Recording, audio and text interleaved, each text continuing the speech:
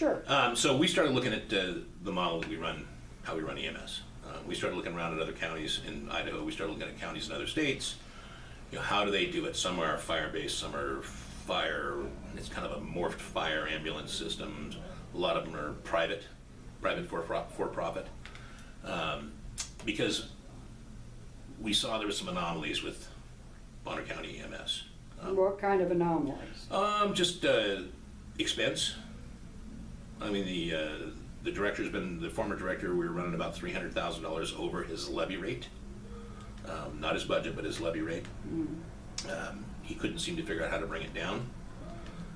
At that point, he wasn't paying his employees very well. We did a study last year. And what do you mean he wasn't paying them? Wasn't paying them very well. We were very low. They were very low paid for their job. We did a wage survey and saw that they were dramatically behind. Okay. So we went ahead and are they county employees? They are county employees. And the county doesn't have a wage scale that it's supposed to have been followed by? Not for EMS. We were always told by the director that, the reason we pay them this way is because this is their hours and the way they work. But anyway, there's a lot of things that we were told that were not correct.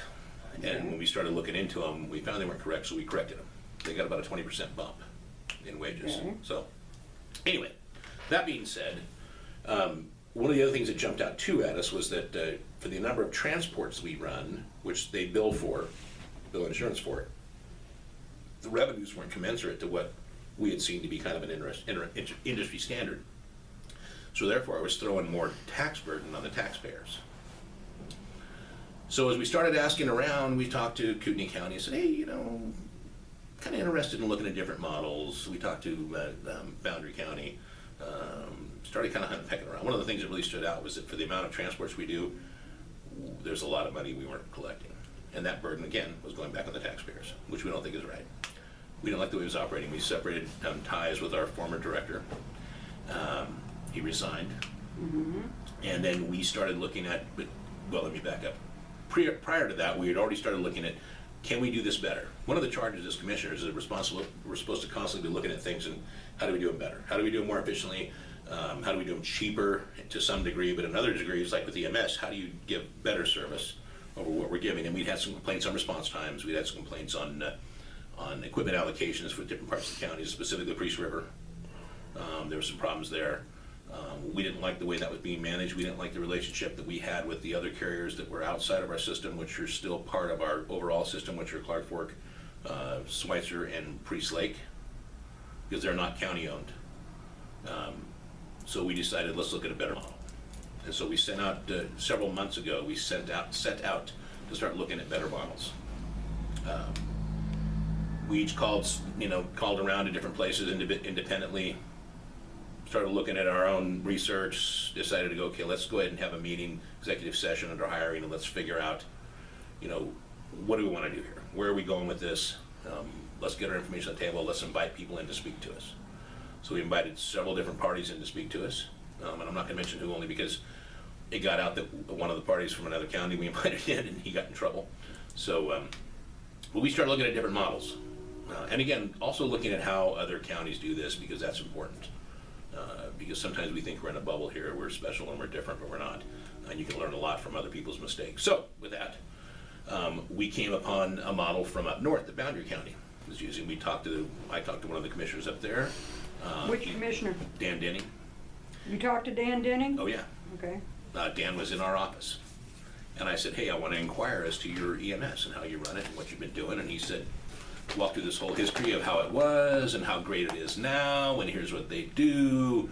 And that was one of the models we had looked at, was to not privatize it, not go to a for-profit agency, but to go to a group that is a nonprofit with a yearly renewable contract with the county. So in other words, they're still working for us as a county contractor.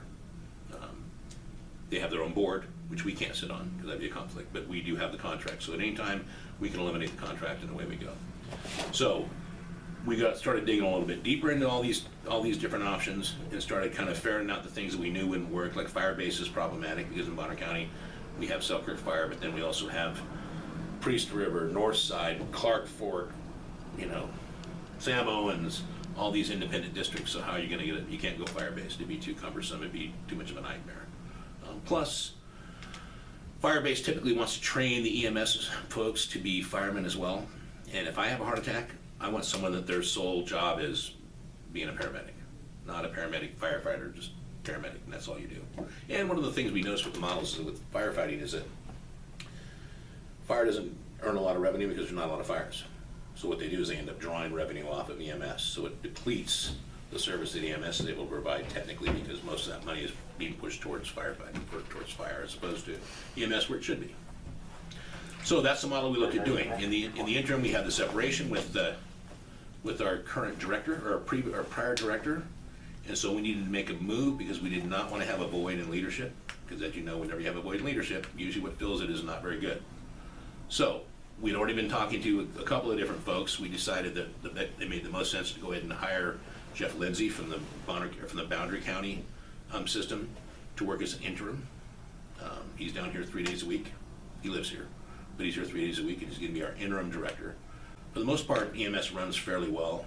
I mean, our team captains do a good job, our staff, all of our team members do a good job, but you still need to have a director in place. So that's what we're going to do for now, as we start to walk forwards to whatever we're going to do next. The intent is probably to go to that direction, but like I told everybody, listen, at the 11th hour, if we find that this is just not going to work, we can pull the plug. And all of this was done in executive session. Mm-hmm. Yep, all under hiring. The day we hired Lindsay, which was last Tuesday in executive session, we agreed to go ahead and have him come in as the interim, and then we came out in open meeting and went, okay, boom, here's what we're doing. I went over to EMS and talked to the shift captain and his crew, the people who are on shift there, and the folks that work in the office, one of the women that work in the office, and said, by the way, I just want to let you know, here's what we're doing. Here's why, here's the, here's what's going to happen. There's no change. You guys are still, same old, same old. Here's what we're working towards. And for the most part, everybody said, well, okay, that's not that bad at all. Great. I said, we're going to address the entire group next Wednesday, because that's as soon as we could get everybody together. At least that's what I was told. I didn't arrange the meeting. Originally Jeff was handling this, and I could tell he had a little bit uncomfortable with it, and I said, why don't you let me take it over? I'm used to this kind of stuff. Why do you think he might have been uncomfortable with it? Because he said he was really uncomfortable with it. The process, this is kind of like mergers and acquisitions, and I've done a lot of that over my time in business, and he hasn't, I don't want to say not worked at that level, but it's a different bailiwick.